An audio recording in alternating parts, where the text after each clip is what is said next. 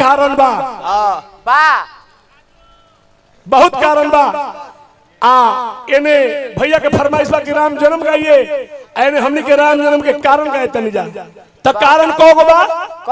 प्रताप भानु के कथा बा, मनु शत्रुपा के कथा बा, ओकरा बाद नारद के कथा बा।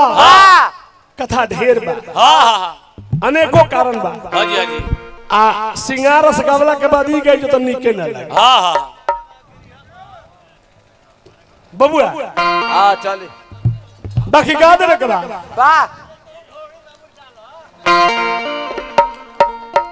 भैया के कहना बाकी रामनवमी के उपलक्ष्य में कुछ बोल दी और उसके बाद फिर सिंगारस गाएंगे।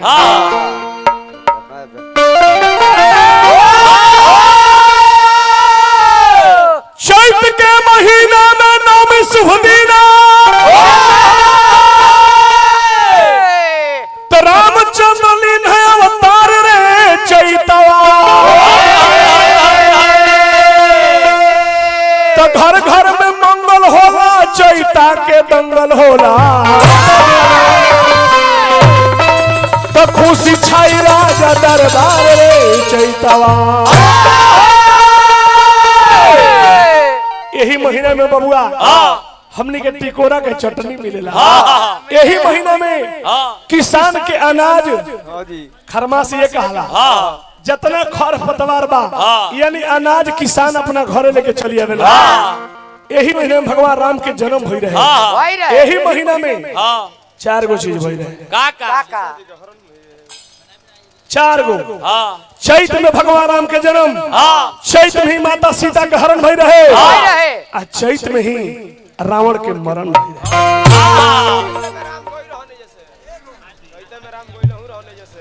मैं तू ही बताइबो। एगो दूगो जानल जाला त ना बता दी। तो का गा दी जी? राजकिशोर भैया कहते हैं घाटो गा दी। होने से फरमाइश आवता कि राम जन्म के चैता गा दी, तो ले ला घाटो। डर नहीं मार दी मुझे।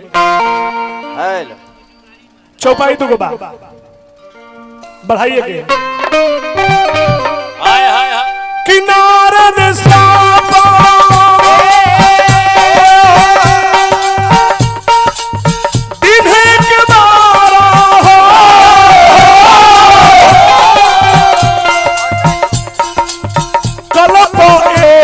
लगी अवतारा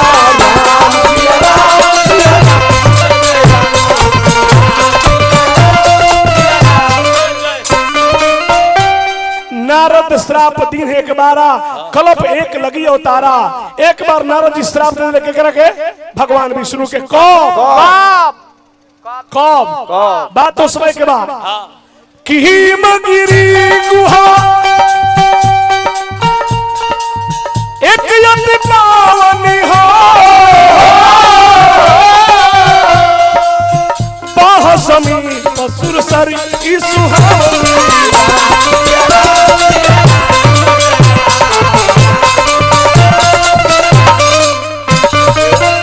और कहा आश्रम परमा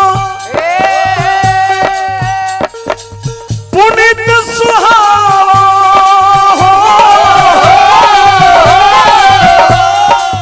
देख देव ऋषि मने अति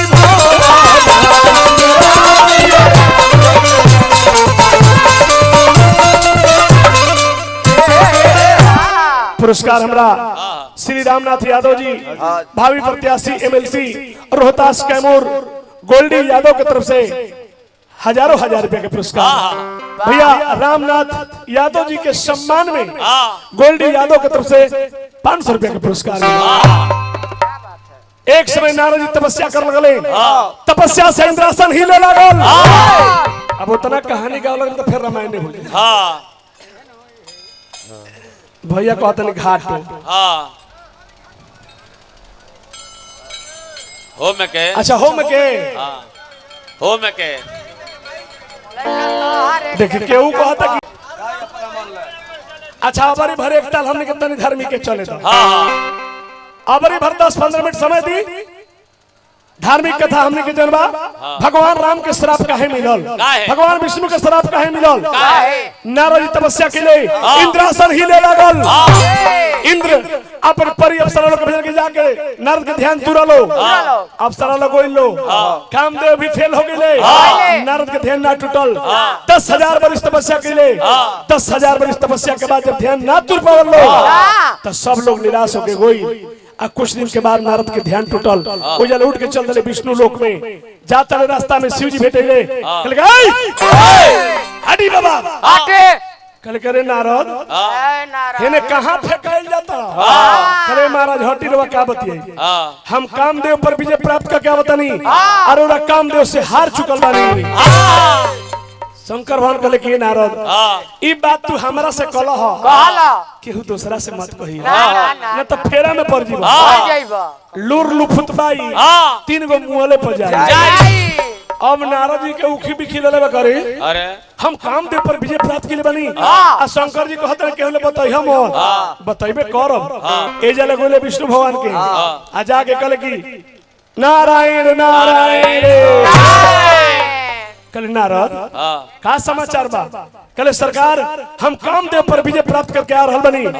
विष्णु भगवान कहले कि ओ नारद के घमंड हो गइल बा। वो कहले कि ठीक बच्चा बहुत बढ़िया बात बा कि तू कामदेव पर विजय प्राप्त कर लेला। त माया के नगरी को शिलपुर बनौले हा आ शिल निधि नाम के राजा और विश्व मोहिनी बनौले हा। नारद जी चलले तब बीचे रास्ता में वैसा मायावी नगर बनौले आ वही नगर में एगो शिव निधि नाम के राजा आ एगो विष्णु मोहिनी नाम के और राजा के बेटी। त नारद जी जब जाता नहीं तो शिव निधि कहले कि सरकार तने हमरा घरे एगो लड़की भी तने चल के ओकर हाथ देख लेती कि ओकर हाथ के लकीर में का लिखल बा। नारद जी गोइल बने अब विष्णु मोहिनी के जब हाथ नारद जी के हाथ पाइल बा खड़ा हो जा। विष्णु मोहिनी के हाथ जब नारद जी के हाथ में आइल बा, नारद जी कहते हैं कि हाथ हकीन मोराबा है। कुछ देर खातिर डूब गइल बने बड़ी दूर। तेरे राजा शिव निधि कहले कि महाराज तनी ये लड़की के हाथ के लकीर देखी कि एकर तकदीर एकरा लकीर में एकर तकदीर कैसा है। अब नारद जी भुला गइल बने आ मन में सोचत रहे बढ़ जो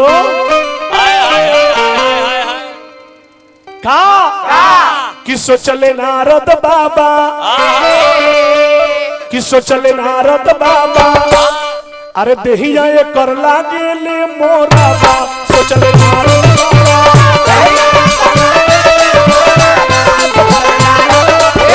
देहिया ये कर लागे ले मोरा बा। सोचले नारद बाबा देहिया ये कर लागे ले मोरा बा। नारद जी हाथ देखत रहे कहते कि बाप रे बाप एकरा से जेकर बियाह होई। बहुत देर कल्पना में डूब गइल बने। ओकरा हाथ के लकीर में लिखल बा कि जो एही बरई अमर सो होई आ समर भूमि ते जीत न कोई। बाकी नारद जी के उल्टा बुझा गइल। ओ जानले कि एकरा हाथ में लिखल बा कि एकर बियाह जेकरा से होई उ अमर हो जाई, ओकरा के केहू जीते ना पाई। हां तले शिव निधि कहले कि महाराज एही बेर हमरा लड़की के एजा स्वयंवर बा, देश विदेश के राजा आइल बने। कहले कि तब तो गोइल दूर गोइला में दिक्कत बा। विष्णु भगवान के ध्यान धइले, विष्णु भगवान प्रकट भइले, कहले कि अपन हरि वाला स्वरूप दे दी। कहले कि यो मस्त वाह जाओ। हरि माने बानर होला